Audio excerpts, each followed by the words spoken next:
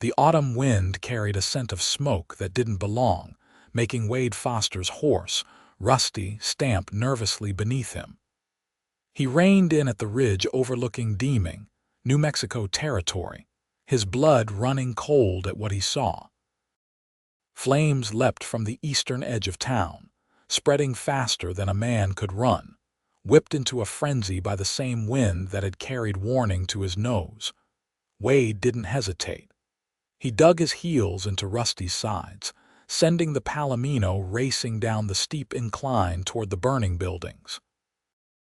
The year was 1876, and while Deming was still little more than a growing settlement built around the Silver Spike station of the Southern Pacific Railroad, Wade knew enough folks there to care what happened to the place.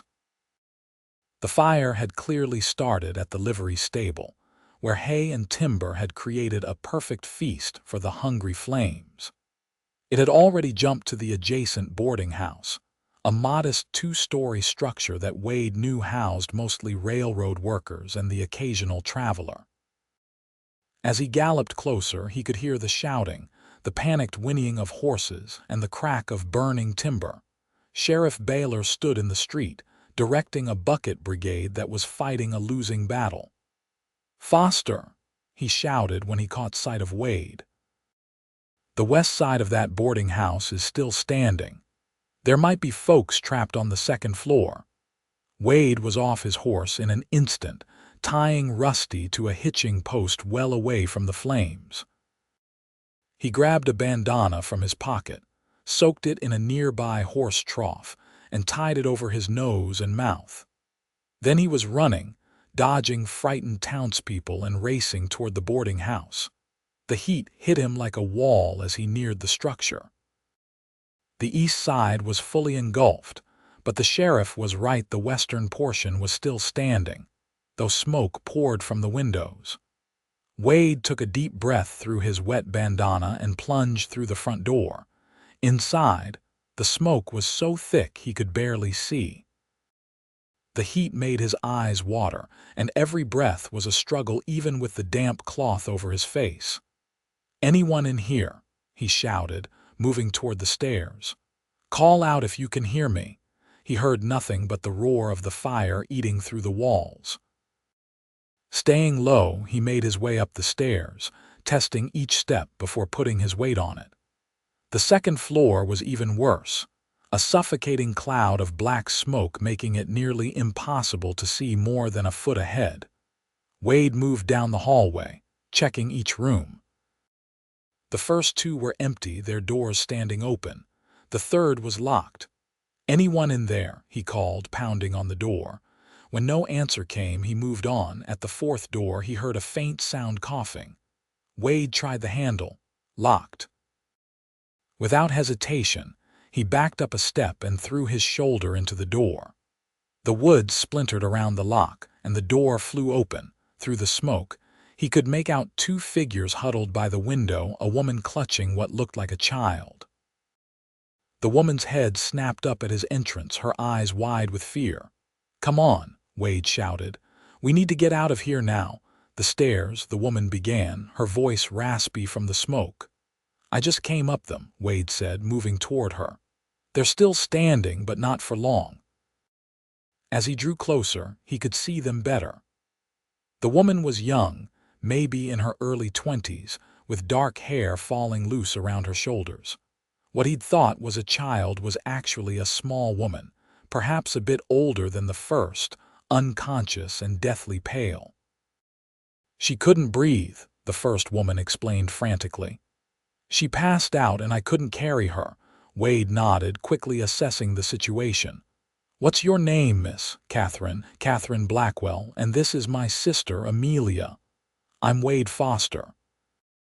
"I'll get you both out of here, Katherine." He scooped the unconscious Amelia into his arms. "Can you walk?" Katherine nodded, though she swayed slightly as she stood. Wade shifted Amelia's weight to free one arm and wrapped it around Katherine's waist.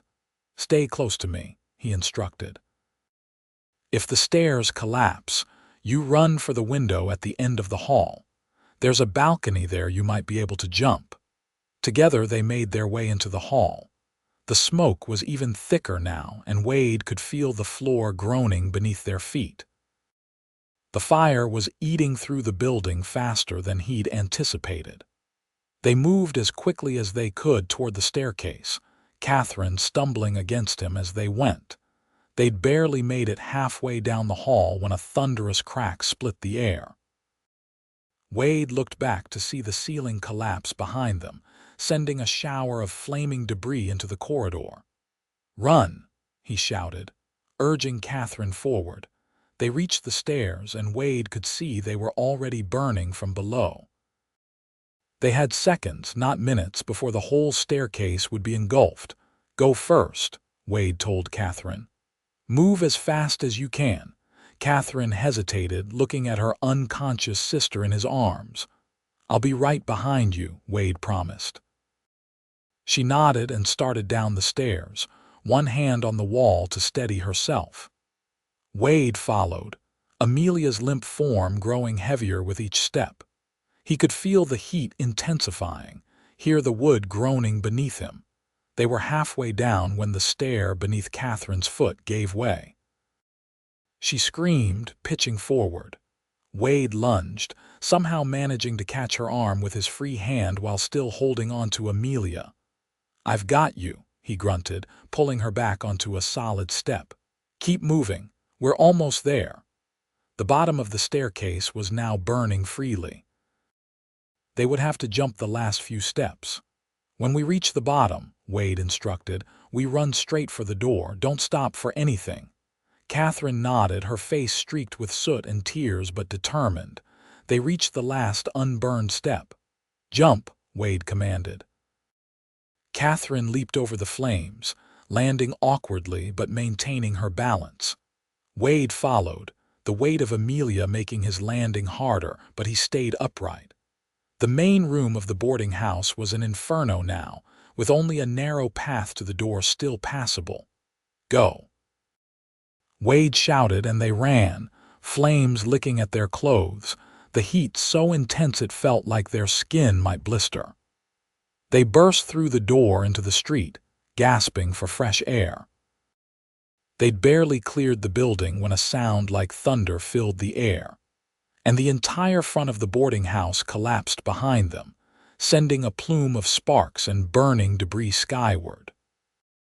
Wade didn't stop until they were well clear of the building, finally setting Amelia down gently on a patch of grass near the general store. Katherine collapsed beside her sister, coughing violently but reaching for Amelia's hand. Wade checked the unconscious woman. She was breathing, but shallowly. Her face was covered in soot, but he could tell she was pretty, with the same dark hair as her sister. "Is there a doctor in town?" he asked Katherine. She nodded between coughs. "Dr. Larson. His office is 3 buildings down." Wade turned to a boy who was watching the fire with wide eyes. "Run and fetch Dr. Larson. Tell him there's a woman overcome by smoke." The boy took off running, and Wade turned back to Katherine and Amelia. "You're safe now," he said softly. Then, more to himself than to them, he added, "I'd burn before I'd let anything happen to you too." Katherine's eyes met his, wide and filled with something that might have been wonder. "Thank you," she whispered. "You saved our lives." Wade just nodded, suddenly uncomfortable with the intensity of her gaze. He was saved from having to respond by the arrival of Dr. Larson, a gray-haired man with spectacles perched on his nose. "Let me see her," the doctor said, kneeling beside Amelia. He checked her pulse, then her breathing, his practiced movements efficient and calm. "Smoke inhalation," he diagnosed. "We need to get her to my office." Wade picked Amelia up again, following the doctor down the street. Katherine walked beside him, occasionally breaking into coughing fits but refusing to be left behind. At the doctor's office, Wade laid Amelia on a narrow bed. "Doctor." Larson immediately began working, mixing something in a bowl that released a pungent vapor. He held it under Amelia's nose, and after a moment she began to stir. "She'll be all right," Dr. Larson assured them. Both of you need to rest, though. You've inhaled a fair amount of smoke yourselves." Catherine's knees suddenly buckled and Wade caught her before she could hit the floor. "Whoa there," he said softly, helping her to a chair.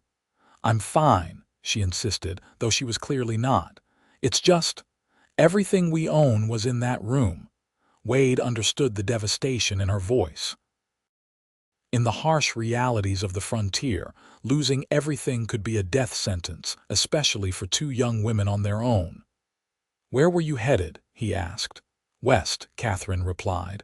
"To California. Amelia and I, we're starting over. Our parents died last winter in Kansas City, and there's nothing left for us there." Wade nodded, understanding the pull of a fresh start all too well. "You've got a ways to go yet." "And now no way to get there," Katherine said, her voice small but not defeated, just stating a fact. Before Wade could respond, Sheriff Baylor entered the doctor's office, looking exhausted and smoke-stained. "Foster," he said with a nod. "Heard what you did. Damned brave thing." Wade shrugged. "Anyone would have done the same." "But they didn't. You did." The sheriff turned to Katherine. "Miss, I'm afraid the boarding house is a total loss. The Livery 2 and Simmons Feed Store. Fire's under control now, but there's nothing left of the east end of the block." Katherine closed her eyes briefly, as if absorbing one more blow. "Thank you for letting us know, Sheriff."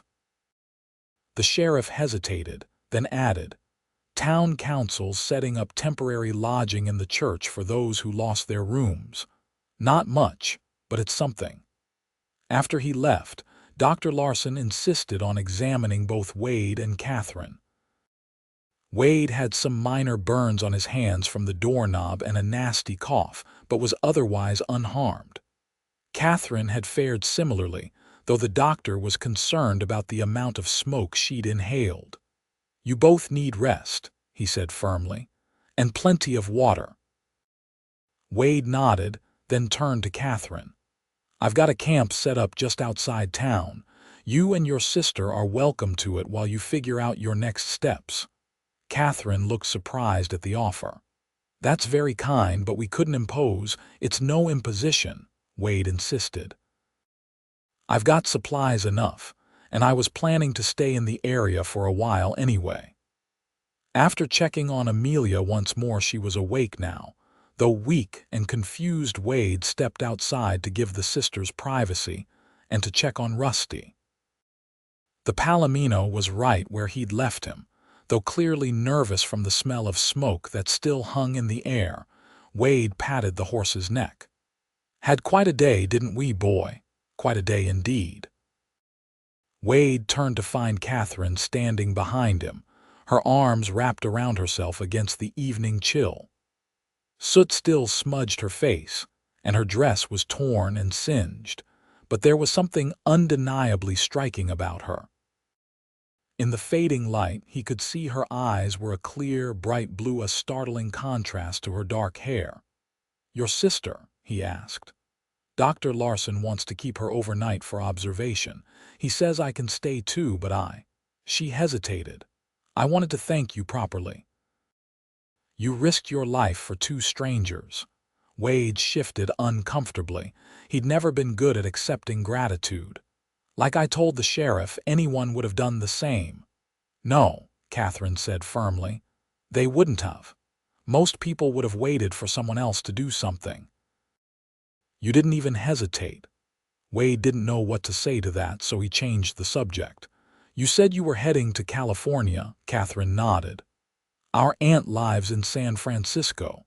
She wrote after our parents died, offering us a place to stay. We'd saved enough for train tickets and a little extra, but now—" She trailed off, looking back at the smoldering ruins of the boarding house.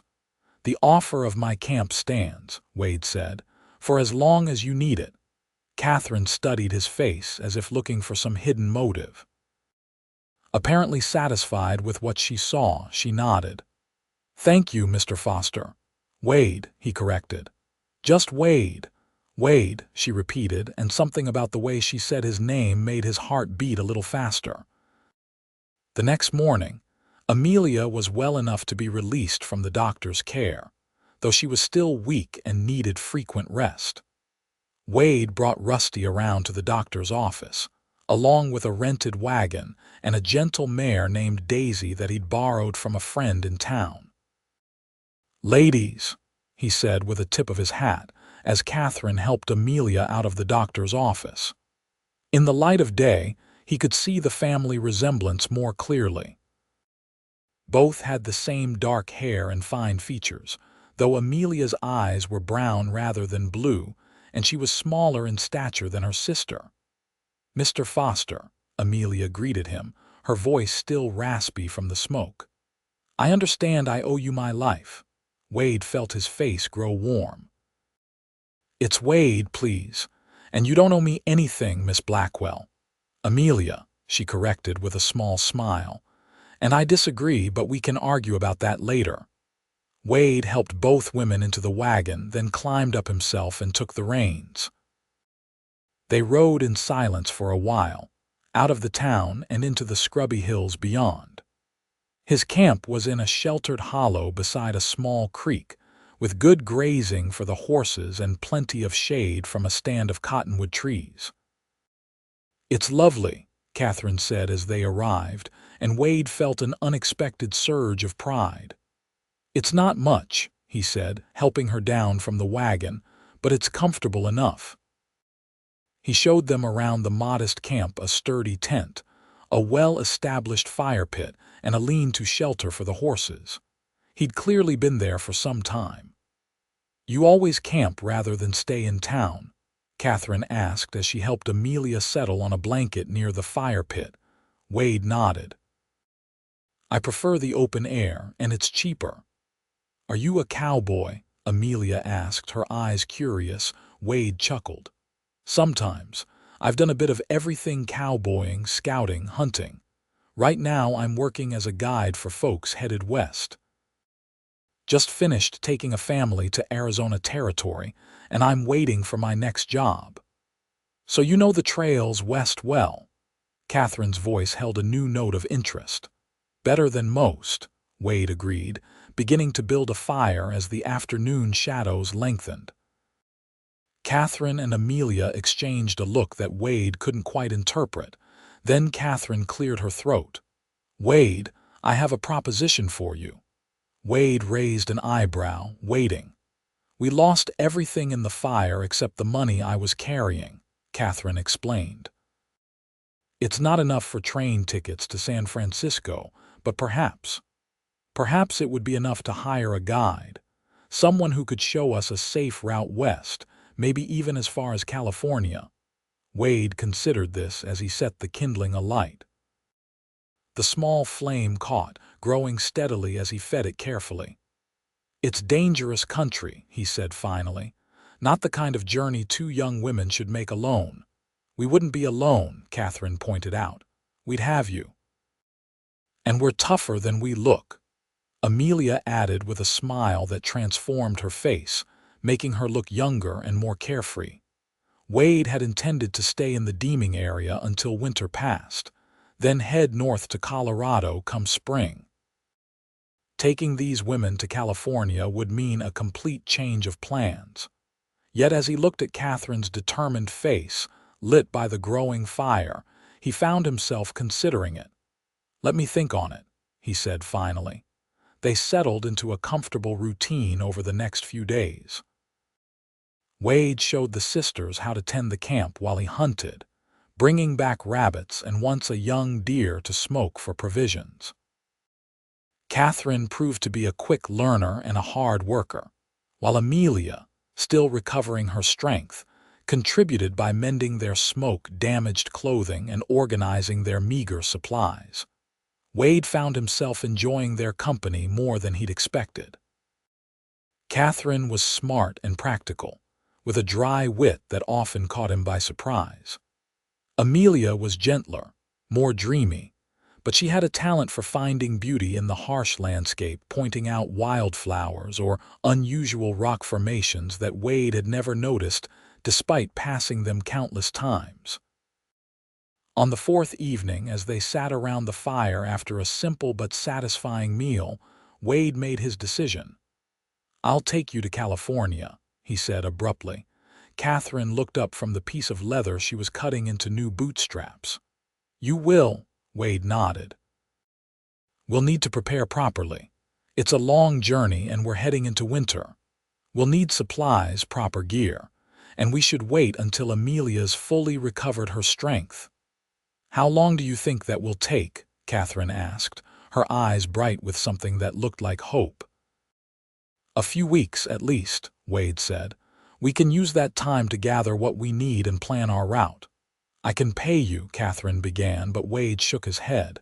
"We can discuss payment later. For now, let's focus on getting ready." The next weeks passed in a flurry of preparation. They made trips into town for supplies: flour, coffee, salt, ammunition. Wade taught the sisters how to shoot his Winchester rifle and the Colt revolver he carried on his hip. Katherine proved to be a natural marksman, while Amelia was more hesitant but determined to learn.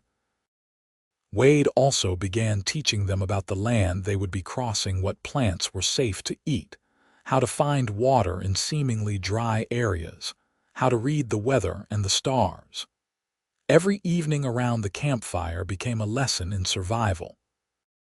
As they worked and learned together, Wade found himself watching Katherine more than he should.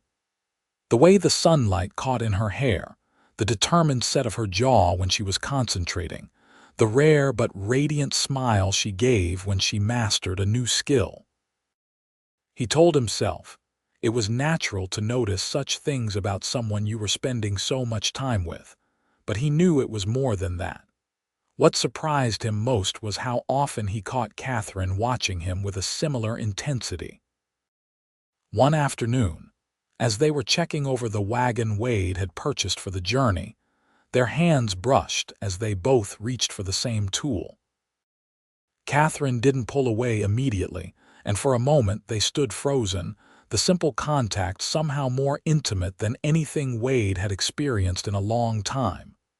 "Katherine," he began, not sure what he was going to say. She looked up at him, her blue eyes searching his face. "Yes." Before he could continue, Amelia called from the camp, and the moment was broken. Katherine stepped back, her cheeks flushed, and Wade found himself wondering what might have happened if they hadn't been interrupted. The night before they were set to depart, a storm blew in from the west. Rain lashed the camp, turning the ground to mud and sending them all huddling in the tent. Wade had intended to sleep outside under the lean-to, as he had been doing, but the sisters insisted he share the shelter of the tent. It was a tight fit for 3 adults, and Wade was acutely aware of Katherine's proximity as they lay side by side, listening to the rain drum against the canvas. "Are you nervous about tomorrow?" Wade asked softly, careful not to wake Amelia, who had already drifted off to sleep on Katherine's other side. "A little," Katherine admitted, "but more excited than scared. I've never been this far west before. Everything is so vast, so wild." "It can be dangerous," Wade warned, not for the first time. "But it's beautiful too. Wait until you see the Sierra Nevada or the redwood forests beyond. Trees bigger than you can imagine." Katherine turned on her side to face him, her face just visible in the dim light. "Tell me about them," she requested. Wade described the landscapes he'd seen in his travels, the towering mountains, the endless deserts, the lush valleys. As he talked, he watched Katherine's face, the wonder in her eyes making him see these familiar sights anew. "Thank you," she said when he finally fell silent. "For what? For sharing that with me.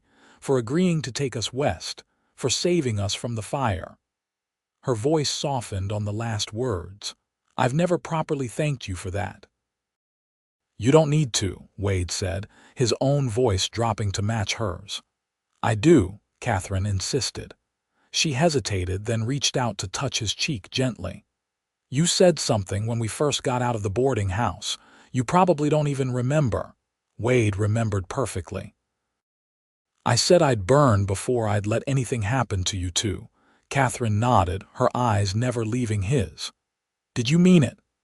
Every word, Wade said, surprised by the conviction in his own voice. Katherine's hand was still on his cheek, warm and soft against his skin. Slowly, giving her every chance to pull away, Wade leaned in. Their lips met in a gentle, questioning kiss that quickly deepened into something more urgent, more certain. When they finally broke apart, Katherine's breathing was as unsteady as Wade's own. "I've been wanting to do that for weeks," she confessed. Wade smiled, brushing a strand of hair from her face. "So have I." They set out the next morning under clear skies, the storm having passed during the night. Wade drove the wagon, with Katherine beside him on the seat, and Amelia riding Daisy alongside. Rusty was hitched to the wagon with a sturdy mare Wade had purchased in town. As they left Deming behind, Katherine slipped her hand into Wade's, and he found himself thinking that this journey might lead to destinations he had never imagined. The trail west was as challenging as Wade had warned. They faced dust storms in the Arizona Territory, a broken wagon wheel in the Mojave Desert, and a tense encounter with a group of raiders that ended only when it became clear that Wade and Katherine were both willing and able to defend themselves. Through it all, the bond between Wade and Katherine grew stronger. They shared quiet moments under the stars, stolen kisses when Amelia wasn't looking, and long conversations about the lives they'd led and the futures they hoped for. Amelia, for her part, seemed delighted by the developing romance. "I knew it from the moment he carried me out of that fire," she told Katherine one evening when Wade was out hunting. "The way he looked at you like you were the reason the sun rose in the east." Katherine blushed, but didn't deny it. "I've never felt this way about anyone," she admitted. "It's like he sees me, really sees me." By the time they reached the Sierra Nevada, the winter snows had begun in earnest. Wade found them shelter in a small mining settlement where they waited out the worst of the weather. They took jobs in the town, Wade at the livery stable, Katherine cooking at the local hotel, and Amelia teaching the miners' children basic reading and arithmetic. It was during this time, as they created a temporary home together, that Wade realized he didn't want to say goodbye when they reached San Francisco. The thought of continuing his solitary life of wandering the Western territories no longer appealed to him, not without Katherine. One crisp December evening, as they walked back from the hotel to the small cabin they were renting, Wade stopped Katherine under a snow-laden pine tree. "I need to ask you something," he said, suddenly nervous. Katherine looked up at him, her breath making clouds in the cold air. "What is it?" "When we reached San Francisco," Wade began, "I was wondering if you might consider staying with me. Not just staying, but being my wife." Katherine's eyes widened, and for a terrible moment, Wade thought he'd misread everything between them.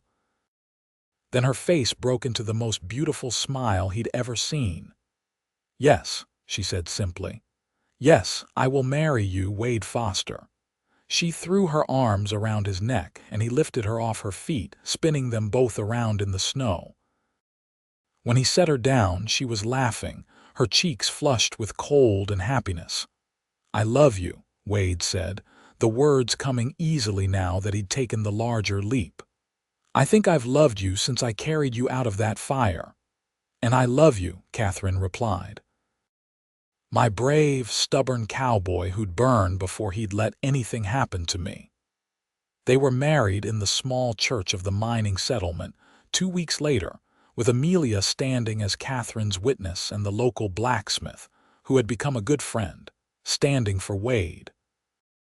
As they exchanged their vows, Wade looked into Katherine's eyes and saw the future he had never dared to hope for.